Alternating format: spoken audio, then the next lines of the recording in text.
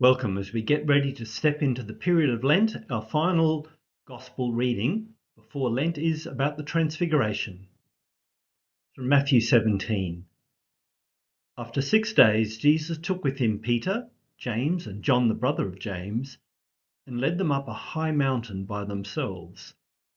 There he was transfigured before them. His face shone like the sun, and his clothes became as white as the light. Then there appeared before them Moses and Elijah talking with Jesus.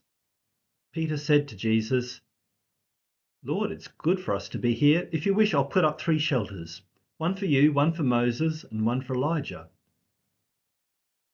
While he was still speaking, a bright cloud covered them, and a voice from the cloud said, "This is my son whom I love.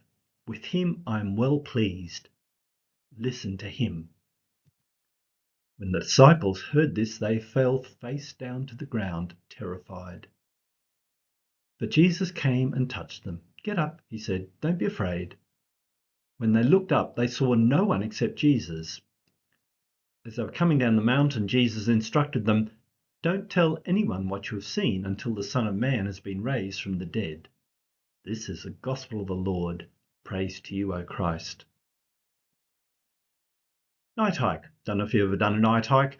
I did a brief one once with some Year 9s at an outdoor ed camp. They were camping out in Swags, and the staff member led them up a little valley, maybe almost a kilometre, and then through some big granite rocks, wiggling your way through underneath by headlamps, and then up on the other side and out onto the top of the rocks. And then the staff member said, "Lie down, turn your headlamps off, look up at the stars, let there be silence." And there were. There was silence and there was lots of stars, and the silence lasted for a little while until there was some whispering happening. But it was a lovely, glorious sight.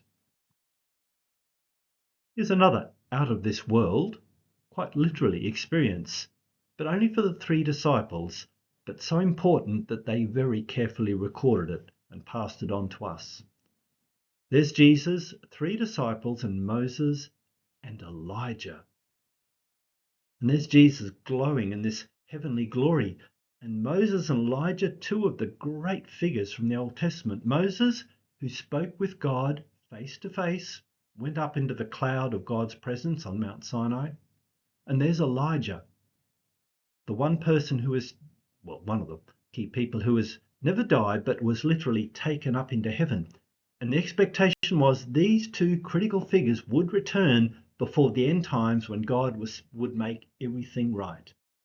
And there's Moses and Elijah talking with Jesus. And suddenly the ordinary world is faded. It's all special. Before the cloud of God's glory overshadows them, we guess, what are they talking about? They're talking about Jesus, who has just started to tell the disciples that he's going to Jerusalem, not to set up a new kingdom in the way they want, not to be a new King David, but to lose it all totally on the cross, to end up in shame and powerlessness, to end up in death, and then to rise again. So now God's glory overshadows the mountain. The disciples are sort of like fallen, stunned on the ground. And the voice says, "This is my son with whom I am well pleased. Listen to him." Which is saying this whole message that he's telling you, that he's starting to tell you about the cross and Easter, it's not rubbish, it's not an aberration, it's the deep truth. Listen to him. And suddenly the bright figures disappear, God's glory withdraws visibly, and there's only Jesus and the night sky. They're still totally afraid. So he touches them and says, "Don't be afraid." And then he tells them, "Don't tell anyone about this until after Easter," meaning this will only make sense after I am raised. Making sense is a big, important thing for us humans.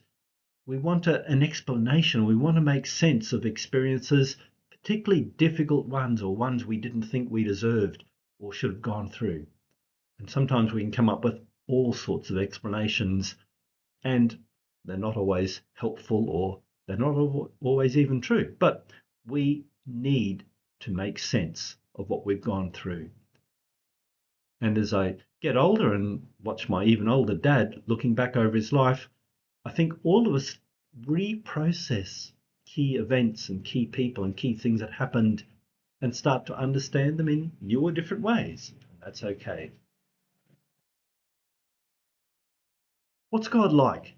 If we just listen to this account of the Transfiguration and the glorious cloud, well, I think we have a God who meets us where we are as we are. And I love it that the Father backs up Jesus when he's going to say, I'm going to suffer and die. I'm going to do it for you. And God says, absolutely true. Listen to him.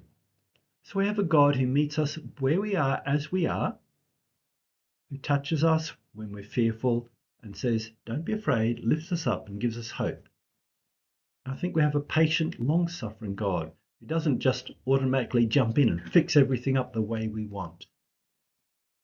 God's love is there for the long haul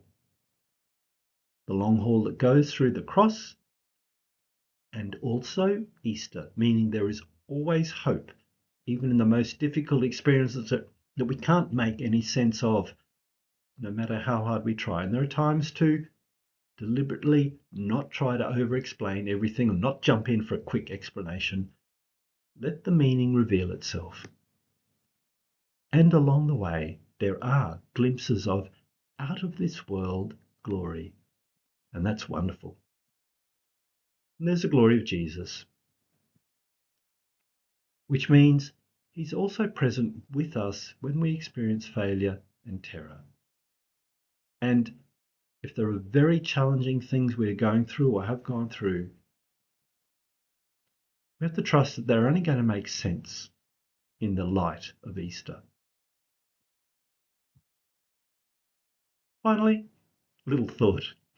The glory of Jesus, that's at work in you. And sometimes it will show forth, it'll blaze forth in wonderful experiences or amazing things that you do. And there are other times when you see the glory of God in others and when they're transfigured before you. When you see a child's face totally delighted as they're absorbed in their play, or as you look at someone around them, someone around you who you care about as they smile or join in with others. We catch glimpses of transfiguration in others all the time. So encourage them, help them to stay true to who they are and what brings them joy as well.